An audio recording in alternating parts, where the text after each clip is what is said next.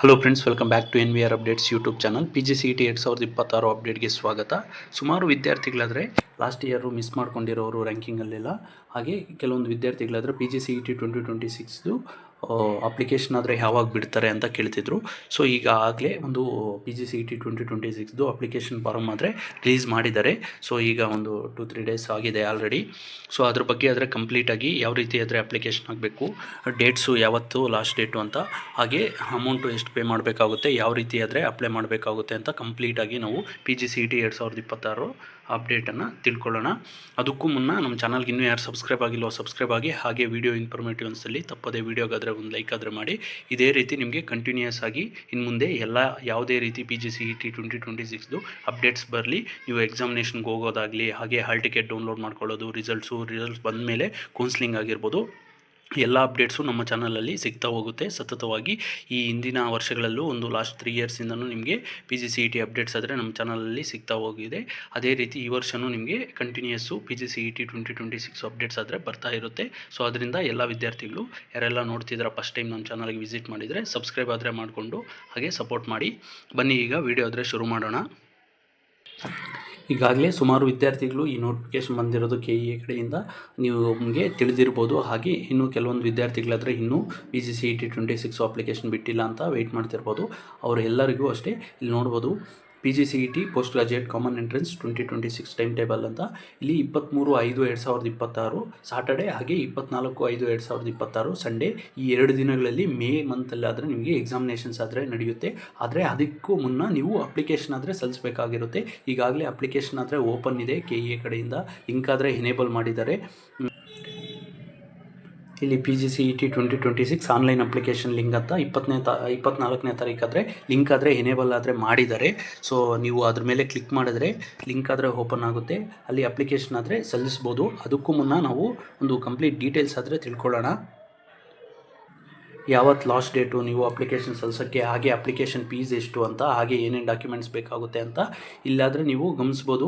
For admission to MBA, MCA, MTech, architecture courses through KEA for the year 2026, interested and eligible candidates have to register and apply online from 11 AM onwards on 23/3/2026 to 11:59 PM on 8/4/2026. ಅಂದರೆ April 8ನೇ ತಾರೀಕುವರೆಗೂ ಆದರೆ ನಿಮಗೆ last date ಆದರೆ ಇದೆ. ಈಗಾಗಲೇ 23ನೇ ತಾರೀಕಿಂದ ಆದರೆ March 23ನೇ ತಾರೀಕಿಂದ ನಿಮಗೆ ಅಪ್ಲಿಕೇಶನ್ಸ್ ಆದರೆ ಓಪನ್ ಇದೆ.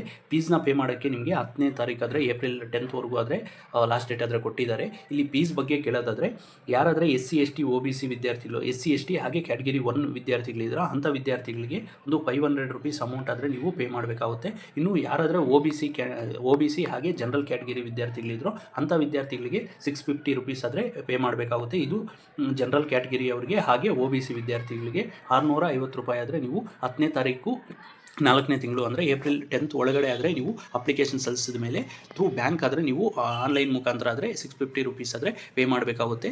ಇನ್ನು ನೋಡಿ, ಈ SSLC ಮಾರ್ಕ್ಸ್ ಕಾರ್ಡು ಇದು ನಿಮ್ಮ ಡೇಟ್ ಆಫ್ ಬರ್ತ್ಗೆ, ಹಾಗೆ 12th ಮಾರ್ಕ್ಸ್ ಕಾರ್ಡು, ಹಾಗೆ ಯಾರೆಲ್ಲ OBC ಹಾಗೆ ಹೈದರಾಬಾದ್ ಕರ್ನಾಟಕ ವಿದ್ಯಾರ್ಥಿಗಳು, EWS ಕ್ಯಾಟಗಿರಿ ಜನರಲ್ ವಿದ್ಯಾರ್ಥಿಗಳು ಯಾರಾದರೂ ಇದ್ದರೆ ಅಂಥ ವಿದ್ಯಾರ್ಥಿಗಳಿಗೆ RD ನಂಬರು, ನೀವು ಏನಾದರೆ ಕ್ಯಾಸ್ಟ್ ಸರ್ಟಿಫಿಕೇಟು ಹಾಗೆ ರಿಸರ್ವೇಷನ್ದು ಹೈದರಾಬಾದ್ ಕರ್ನಾಟಕ ಕೋಟ ಎಲ್ಲ ಮಾಡಿಸಿದರೆ ಅದು RD ನಂಬರ್ ಆದರೆ ಇರುತ್ತೆ, ಅದನ್ನು ಎಂಟರ್ ಮಾಡಬೇಕಾಗುತ್ತೆ.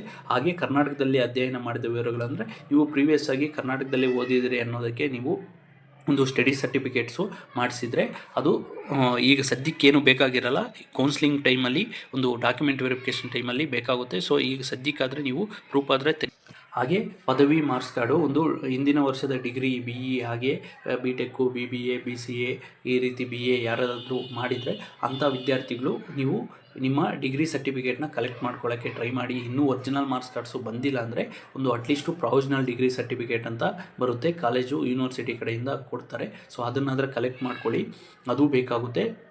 ಸೊ ಇದು ಪದವಿ ಪೂರ್ಣಗೊಂಡ ಪ್ರಮಾಣಪತ್ರ ಅಂದರೆ ಅದೇ PDC ಕನ್ವೊಕೇಷನ್ ಅಂತ ಡಿಗ್ರಿ ಸರ್ಟಿಫಿಕೇಟ್ದು.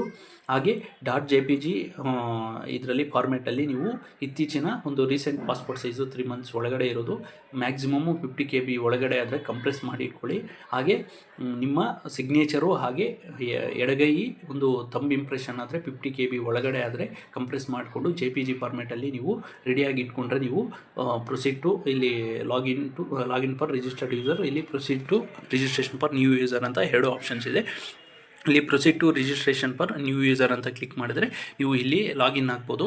ಇಲ್ಲಿ ಒಂದೊಂದೇ ಕ್ವಶನ್ ಕೇಳುತ್ತೆ. ಇಲ್ಲಿ ನೋಡ್ಬೋದು, ನೀವು ಕರ್ನಾಟಕ ರಾಜ್ಯದ ಕರ್ನಾಟಕ ಪರೀಕ್ಷಾ ಮಂಡಳಿ ನಡೆಸುವ SSLC ಪರೀಕ್ಷೆಯಲ್ಲಿ ತೆರಗಡೆಯಾಗಿರುವೆ. ಏನಾದರೆ SSLC ಸ್ಟೇಟ್ ಗೌರ್ಮೆಂಟು ಯಾರಾದರೂ ಓದಿದ್ರೆ CBSE ಎಲ್ಲ ಸೆಂಟ್ರಲ್ ಬೋರ್ಡ್ ಬಿಟ್ಟು ಅಂಥ ವಿದ್ಯಾರ್ಥಿಗಳು ಇಲ್ಲಿ ಎಸ್ ಅಂತ ಕೊಡ್ಬೋದು, ಇಲ್ಲ ನೋ ಅಂತ ಕೊಡ್ಬೋದು.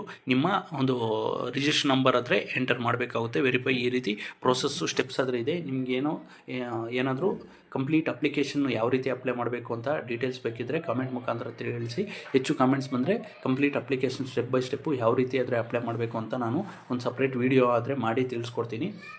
ಇನ್ನೂ ಹೆಚ್ಚಿಗೆ ಏನಾದರೂ PGCET ಬಗ್ಗೆ ಡೌಟ್ಸ್ ಇದ್ದರೆ ಕಮೆಂಟ್ ಮುಖಾಂತರ ತಿಳಿಸಿ. That's all for this video. Keep watching NVR updates for more education on scholarship related updates. Thanks for watching guys. ಮುಂದಿನ ವಿಡಿಯೋಲ್ಲಾದರೆ